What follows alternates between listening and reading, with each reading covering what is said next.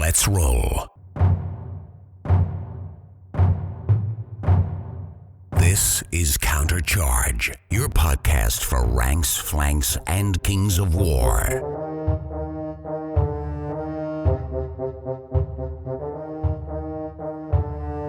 Join your hosts as they delve into the world of Panithor and bring you worldwide coverage of all things Kings of War. Welcome to Countercharge. I'm Ralph Enough. In this episode, we catch up with Chet Dudick and Alex Chavez from the Mid-Atlantic at U.S. Masters 2026. We're back. We're hanging out with a couple people from the U.S. Masters here in Minneapolis on 2026. We got recurring, you've been on a few times, Chet Dudick. Yeah, once or twice. He's the infamous guy from the Loaded Dice Club, right? That's correct. And the Loaded Dice GT. Yeah. How's your weekend going so far? It started pretty strong, but Your goblins, don't goblins win all the time? not when I'm playing them, apparently. Okay. So How'd your day go, though? today I got pretty handily taken care of by That was George O'Connell? George O'Connell. Okay. Took me out back and just showed me what nature could do. It was pretty ugly. What, was it because he's an old man? You're like, I don't really want to beat you up? No. So you have no problem beating an old man? Yeah, that's not a problem. I have Okay.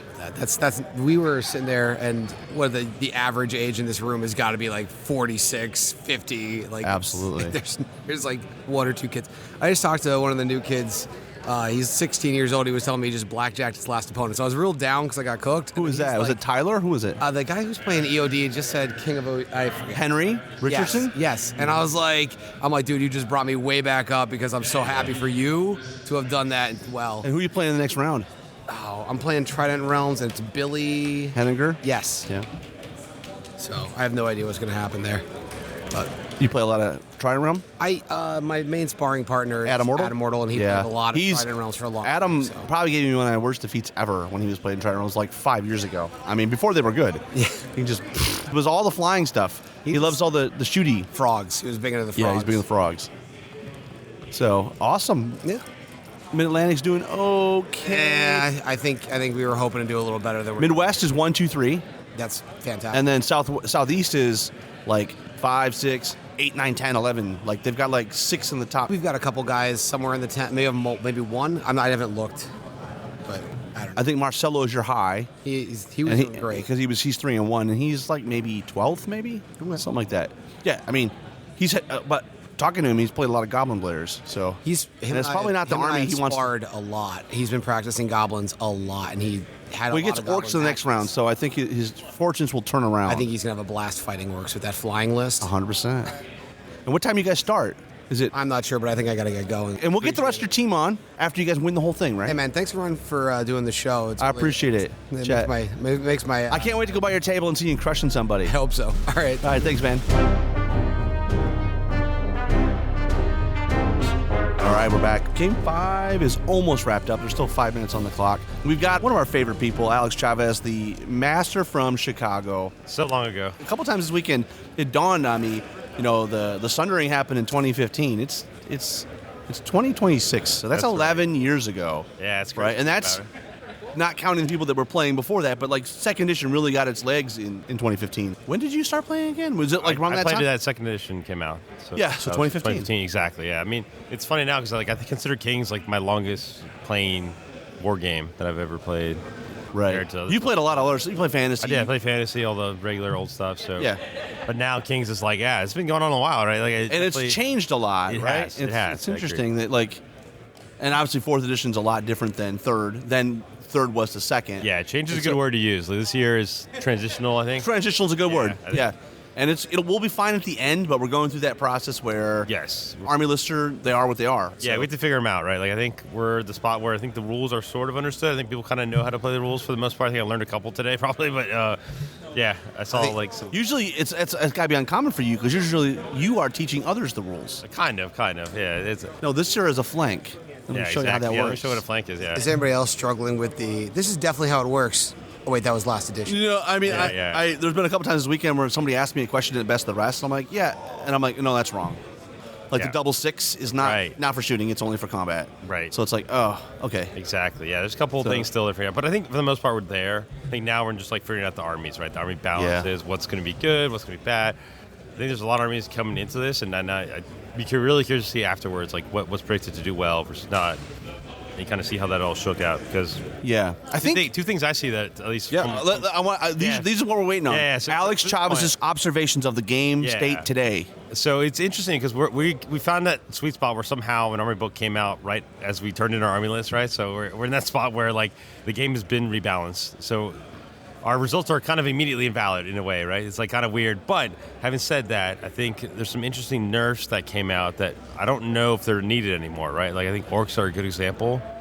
There's not really a lot of orc players doing really well this tournament this weekend. And I know they caught a lot of... But is that the player and not the list? Or it could be matchups? It could be matchups. There's things, and it could be like the wrong scenario, the wrong time, you know. But are you saying you're okay with the wretches? Yeah, wretches are a good example. I mean, I think...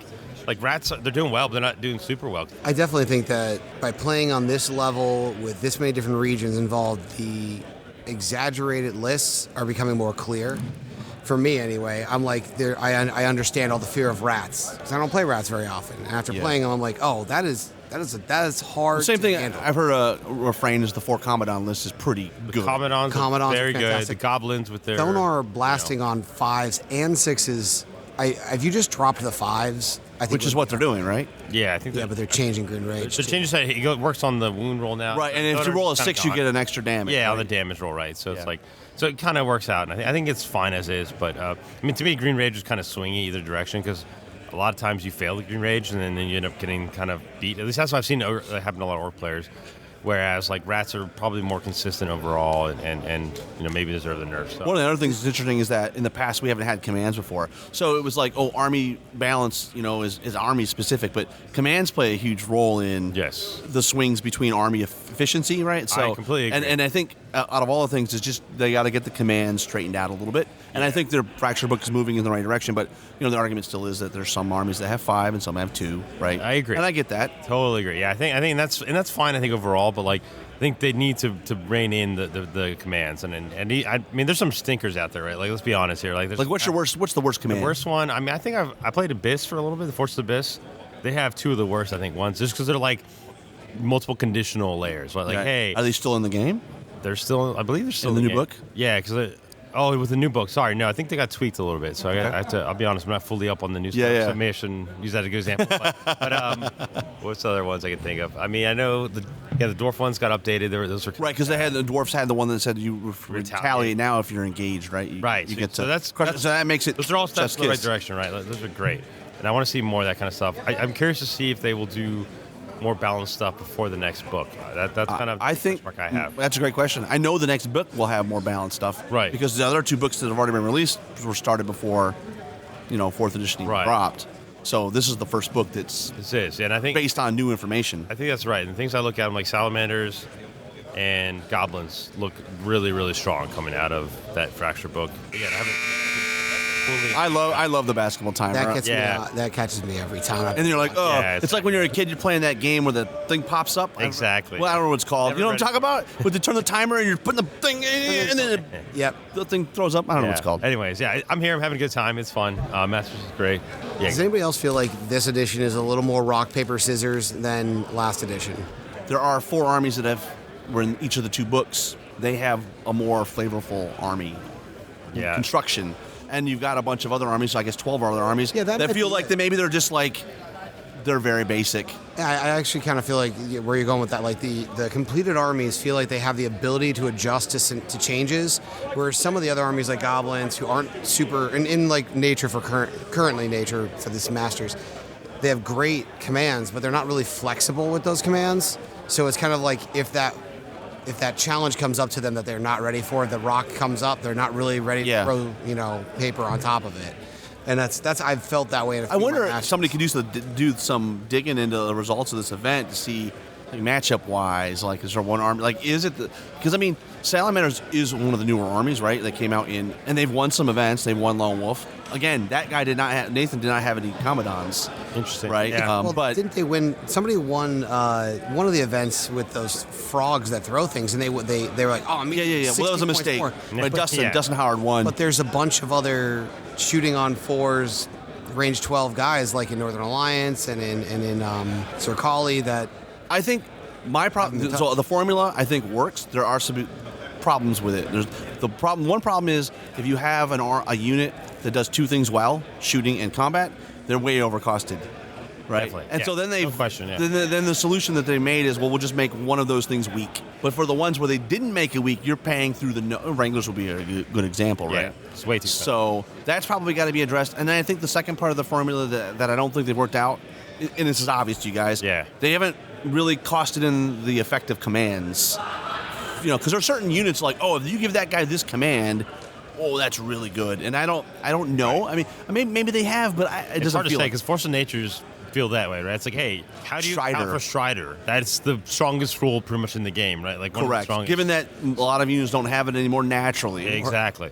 Or stealthy and ensnare. Yeah. Right. Well, yeah, and so that one, they're getting rid of the stealthy. Like, look at And rats. I mean, they had the wretches, but they've got a 95-point shooting piece that hits 4 times on 5, so it goes to force to stand stills.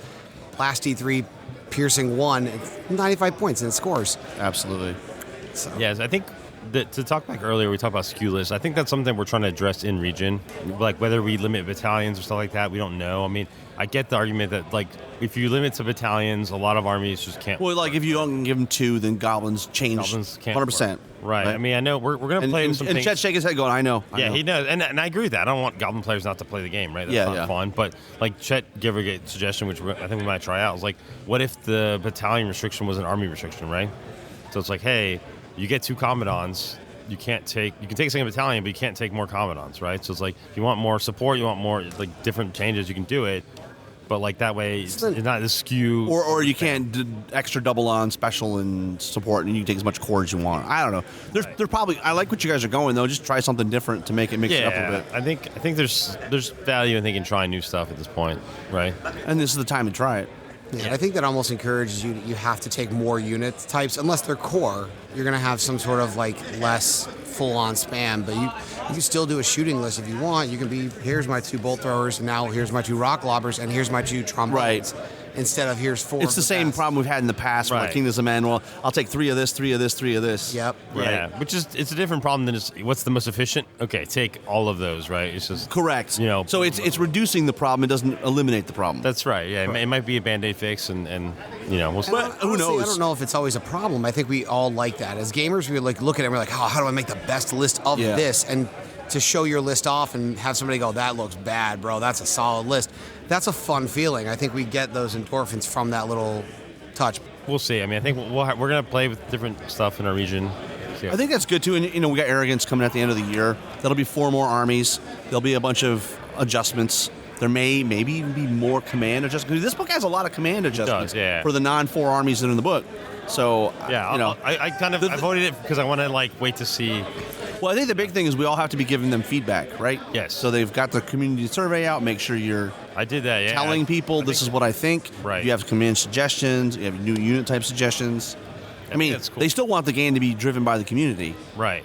Which is good. I think that to me. I mean, that's one of the first surveys I've seen in my lifetime playing the game. They never had one when there was a rules committee, right? Back in the day. Right. I've never seen that. I agree. So I think it's really cool to get feedback, and it was like a long-winded feedback too. It was like, hey, give us examples and give us thoughts, and I kind of like that because at least it let you kind of put more. And it was like army focused, opposed to like some people jump all over the place sometimes. So it's hard to like, hey, I am a Forces of Abyss player. I know I want this style. I want these kind of cool mechanics are high hit risk, high reward, whatever else it is, right? Those are the cool things you can do. It's always a weird time, though, because when you go through it back in Warhammer, you get a new edition. Alex is like, I hate 8th edition. I'm done. I'm not playing anymore. Right. And there's going to be that kind of like guttural reaction, and we're no different, right? We're going to have the same thing. Like, I just don't like 4th edition, even though 4th edition is a lot different than 3rd. It's still Kings of War. Agreed. But you're going to bleed some of those players every time, right? And then, you know what though? Some bloodletting's okay, right? I mean, you like hopefully whatever you lose, you gain back in new players. That's the theory, right? Yeah, it's okay to lose a little bit to then gain back the new players. If you don't change the game ever, it just fades out. It gets solved. Boring. 100%. Yeah. I know we're having different discussions now about 4th, but there's discussions happening. We weren't having discussions. We all hate Wranglers, right? Let's be honest. We all hate Wranglers. But. At the end of 3.5, though, I think they had their best balance was with the big red book where they put everything in one book. That was really clever. And I think the one after that, they kind of overstepped. Well, that's when they introduced commands, right? Yep. And I understand why they did it. People Agreed. forget Clash of Kings. Yeah. They've always tried trial stuff. Yeah. I mean, we had the heavy flyer rule was in one of those Clash of Kings books. Right. I actually think commands, the way they currently roll them out. I think the way they have them now compared to this Clash of Kings is 100% I think better. it's a very clever. Massive Like improvement. they didn't throw out the baby with the bathwater. Like, hey, there's something here we can do with characters. Like let's figure it out. I think they did a good job with the commands. Agreed. You just gotta make them more flavorful. And the problem that Mike Roski and I were talking about this is like, he's like, we're not going fast enough, and I get it. Like I get the the lack of patience because you want it to be. I mean, because you have players who are like, well, I'm not going to play because my army's not in the book. Where's my undead list? Right. But the flip side is like, well, I guess I have patience because I'm a Warhammer player. I'm like, I went to 8th edition. Where's my Bretonnia book? Oh, you'll get it in 7 years. Right. But I'm like, that doesn't make it any better for us. It was true back in the day, but like nowadays, there's so many like kind of gaming options in reality, right? There's so many. Correct. So you're competing against a different market. That's the reality, right? Like if your player doesn't like your rules, like maybe I'll shelf that army until they become good again. Even look back, like we're so used to it. I mean, the average age in this room is pretty up there. We remember the older games, and like. Now games are like, all right, cool, we didn't update it. It's on the app. Just check it out. And we're trying to transition this game into that game, and I don't know if the players are all used to that or ready for that. That's an interesting observation you have, Chet, because you're right. As a industry, they've moved to the rules are free, buy our models.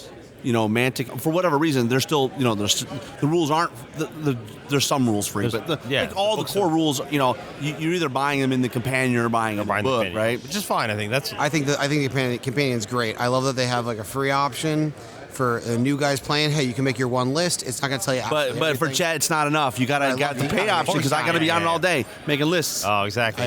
When we drove here, it's like I've looked at more lists than in my entire life. Like in the drive here, I looked at like more lists than I've ever seen in my entire life. It was like, check out this list. That's an interesting observation, though, that nobody's made, Chet. You're the first person that I didn't connect the dots. So we do have an older demographic. Well, I mean, we're almost like historical, right? And it's like, Those high schoolers were so scared when we walked through the door. It's like, Jesus, so these old guys. But I'm just wondering, though, like, is what Mantic's doing, are they trying to hit a younger demographic to pick up on the MCPs and the whatever, and it's not in all cases not resonating with some of the older crowd? I don't know. I mean, honestly, if you don't change this game over time, you end up with like a historics crowd, and then and then you buy one army once, and you play every rule set forever into perpetuity. Right. Yes, and then that's kind of where we don't want to be. And we already have gray hair. We can't be there. Exactly. And if you're going to add new units, sometimes you have to reduce other units or rename them or change it. And I can't. One of my arguments, I get it, but I also don't get it when people are like, I painted up this, whatever it is, Wood Elf Chariots, right? Yeah. And I was so upset that I lost these Wood Elf Chariots. And you're like, yeah, I know, but you painted those 7 years ago. You got some use out of them. Okay. It sucks if you just paint them and then the edition changes on you that month or that year. But I mean, it's like buying a new car and expecting it to work forever. Did you have fun painting the models? Did you enjoy the way they looked on the table when you got to use them? Maybe you'll get them again. Maybe you can. And Kings is great. You can, don't play him as this. Put him in this army. Play him as that. The best thing I've seen all weekend, a guy has a Green Lady army. They don't exist anymore. So he's like, we're making it into undead. They're all dead because they're gone. That's funny. Yeah. All right, I'm gonna let you guys go because they're calling you to action. Thanks so much. Thanks, guys. It's been a pleasure. See you, Rob. Thanks. Thanks for listening, and we'll see you next time on Countercharge. Please let us know what you thought of the show by emailing us at counterchargepodcast@gmail.com, on Twitter at countercharge15, or by commenting on the Countercharge Kings of War podcast Facebook group. If you enjoy the show, you can help others find out about it by leaving positive reviews on iTunes. Until next time, keep countercharging. Music is a composition of Kevin MacLeod and is licensed under Creative Commons.